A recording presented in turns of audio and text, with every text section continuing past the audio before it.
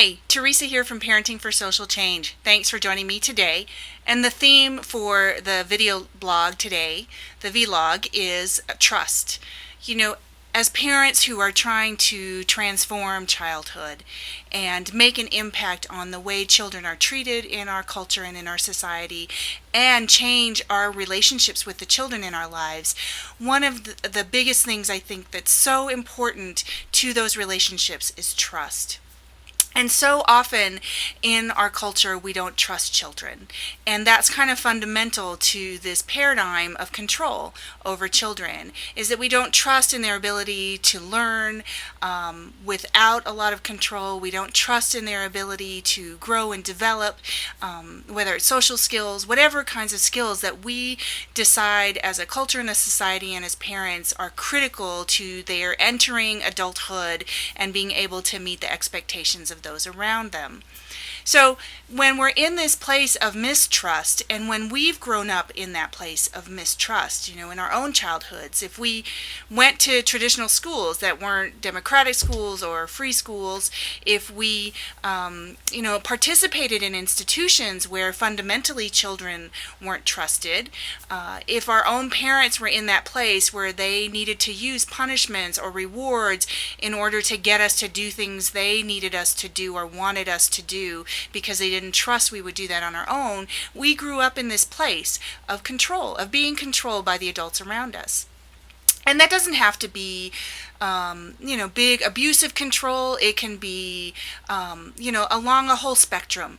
And so even if you didn't necessarily experience major trauma in your childhood, when you grow up in that place of control and a lack of trust in children, you internalize that lack of trust. You begin to mistrust yourself. You begin to disconnect yourself from your own inner authority and your inner voice. So what happens, for example, I think a really great prime example that I see very often with parents and children and family in particular is that we often will push children in our culture and in our society to hug people.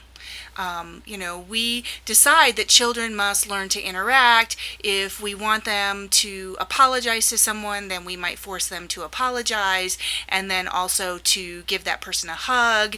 They see an aunt they haven't seen all year at a family holiday gathering, and we say, "This is family, you need to hug family."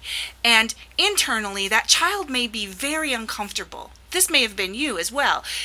That child is very uncomfortable with that kind of physical touch and being forced to do that.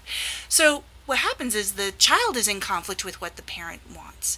And so as the parent then has greater power because of their ability to withdraw their approval, withdraw expressions of love, to enforce punishment, to threaten children unless they do those things, to maybe use shame or guilt, the child complies with the adult expectations. And they betray, essentially, their inner voice. So the intuition and inner voice of that child may be, this is my body. I don't want to touch somebody I don't want to touch. I don't want to have to hug someone I don't want to hug. And the parent is there, or the adult is saying, this is what you must do.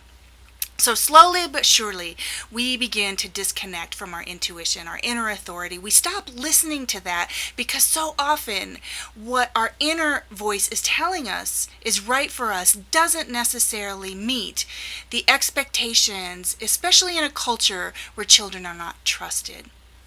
So we grow up and we become adults, we become parents, and we are parents who want to be in a place of trust and respect with children. And when things are going well, it's actually pretty easy to trust children, right? It's when we get into those hard places where we're triggered as parents, where it's harder to trust, where we're worried about the future, where we wonder whether or not they're going to, learn to read in an appropriate time frame. We wonder if they're always going to, have strong emotional expressions, and those expressions make us uncomfortable. It's in those times where we're pushed, where we're triggered, that are more challenging and difficult, that when we don't have trust in ourselves, when we experience that lack of trust in our own childhood, that we are then less able to extend trust to the children in our lives.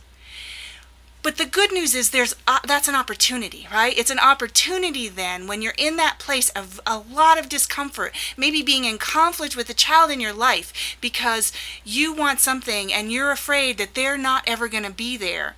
And you want it faster than maybe they're able to give it to you, that we can go inward and try to understand the impact of our childhood experiences, the impacts of growing up in this broader system, this broader society in which children are not trusted. That's really the opportunity we have. And it's an opportunity we can take, a challenge we can take on as parents, to commit to our own growth, to commit to our healing, to commit to bringing wholeness back to our lives, to commit to reconnecting to our own intuition and our inner voice, and begin to listen to that so that we have a greater ability to do that with the children in our lives. Thanks for joining me today, and I hope you have a great day.